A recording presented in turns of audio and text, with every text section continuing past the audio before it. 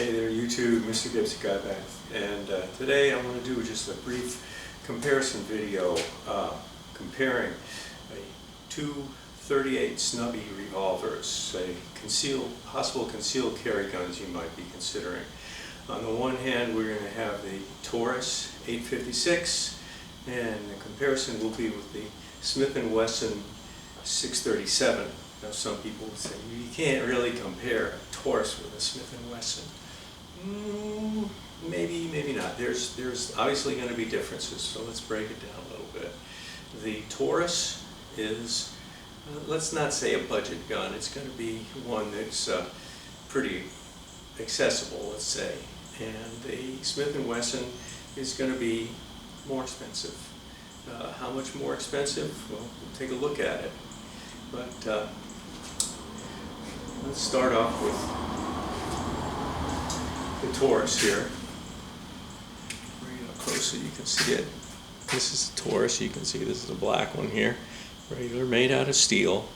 This one has a 2-inch barrel, and it has something unusual, a 6-round cylinder. Most of these snubby revolvers have a 5-round cylinder. This one holds a 6-shot, and some people really like that. By comparison, we have the Smith & Wesson, and this one is 5-shot revolver. So you see everything's unloaded. So it only has 5 shots. Remember that these are ideal for concealment. You want to be able to hide away and people can't see it, and the 5-round cylinder is narrower at the widest part of the gun, which is right here. So it makes it a little bit easier to put it away. Now, what about the price? The Taurus, the place where I buy them, where they kind of have discount prices on them, it starts right around $300. I say starts because you see there's a number of models just in the 856 category. The Smith & Wesson, where I got it, it's $469. So the basic difference between those two guns is $170. And wow, that's a lot of difference. But let's take a look at what differences you get. First of all, the reason that people would carry around a concealed weapon is for defense. It's for discouraging people who are trying to prey on you and to take advantage of you and get them to leave you alone. Now, the whole idea of self-defense, people just have this natural, I gotta pull my gun and shoot somebody. Well, that's a distinct part of it. That's for sure. You have to consider that. Some of you might want to carry and don't want to ever pull your gun. Most police officers go their whole career and don't pull their gun in the line of duty. Many people go through a career in the military and never fight a war. But they're trained on it all the time. And as private citizens, we have to be trained too. But one of the big thing that a gun does for a private citizen is it kind of makes you more equalized with somebody who is trying to prey upon you. And the truth is that in most cases, somebody might be threatening towards you, somebody might be ragging on you, somebody might just think that they're all that, and if you are not real close, but close enough so they can see it, and just let them know that you are armed, about 99 times out of 100, they're just going to leave real fast, because they're not going to bother anybody who has the ability to end their life in a second. That's a whole different ballgame than what they're getting into. Their bravado will disappear very quickly.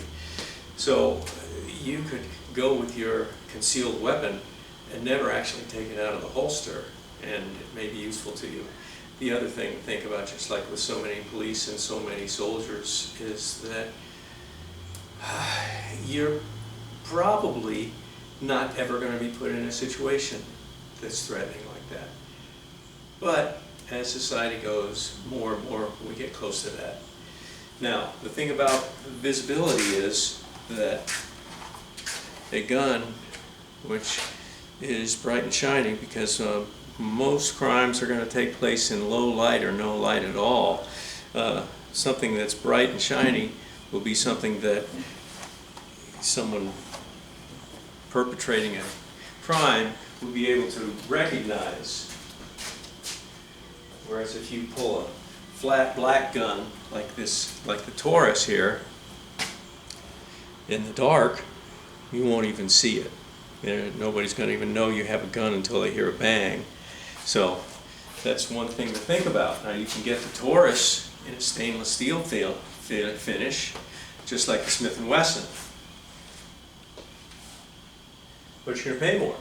So your price difference starts to narrow. Then, the other thing we want to talk about, the Smith & Wesson. I'll just do empty weights right now, because there's different for different ammo. My Smith & Wesson weighs 14 ounces, empty. 14 ounces, obviously less than a pound. Pretty easy to hold. The Taurus, this is all steel. That's nice, it's very tough. But this all steel gun weighs about 22 ounces, which is 8 ounces heavier than the Smith & Wesson. 8 ounces is half a pound. When you have something that's a pound and another half a pound weighing you down all day long, and you're going to carry it regularly for years, that extra 8 ounces is going to feel like a ton. So you could get the Taurus with an aluminum frame. But again, price goes up. And then you get where you don't have so much difference. $170 is a big difference. Is $100 a difference? Is $70 that big of a difference? Well, what else do you consider? All right, your Smith & Wesson is made in the U.S. The Smith & Wesson company has been around in continuous operation for 170 years. That's a long time to be in business, and they make premium firearms. The Taurus is made in Brazil, and it's a good quality firearm, but it's not up to the same thing as this. Now I'll show you one other thing here to consider. See if we can, this camera has a sensitive enough microphone to get this. Both of these guns are fairly new, within, I've had a month or two, and I have kind of broken them in. I've lubricated them, dry fired them, this thing was really creaky when I got it, and it smoothed out a great deal. But I'll see if I can show this to you on camera and see if you can hear it. It's quiet enough. The birds don't make too much noise. These are both single action, double action revolvers. Double action means the hammer is all the way forward. It has a long trigger pull, and then it shoots. Both of them can be fired single action, which is you draw the hammer back, the trigger goes back, and you pull just a little bit, and it fires. Now, when you're using this as a concealed weapon and you're in a dangerous situation where you draw on fire, you're just going to pull it out and shoot it double action. But if you happen to be at the range, you're practicing, which is what you need to do with your firearm, you might want to practice doing some precision shooting single action. That's how they do it. You can pull it back, then you can line up your sight and pull your trigger and go. So I want to show you something. This is what I call a single stage trigger. I don't know what the official word, gun term is for it. I'll try to bring it close so you can hear this. See if you can hear it. It's going to click when it reaches the back position.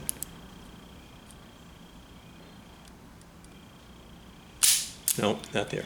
All right, let me do it left-handed. See if I can do this. It's really tricky to get this at first.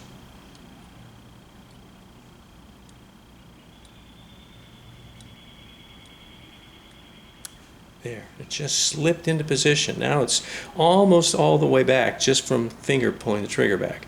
And it's like single action. Now you go like that. Try that again. There, hear it? There it goes. Hear it?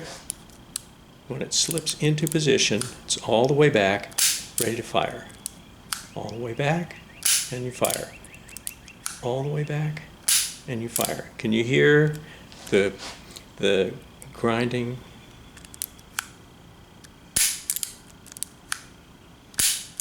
All right, there's still quite a bit of extra pull in it after it reaches that back position.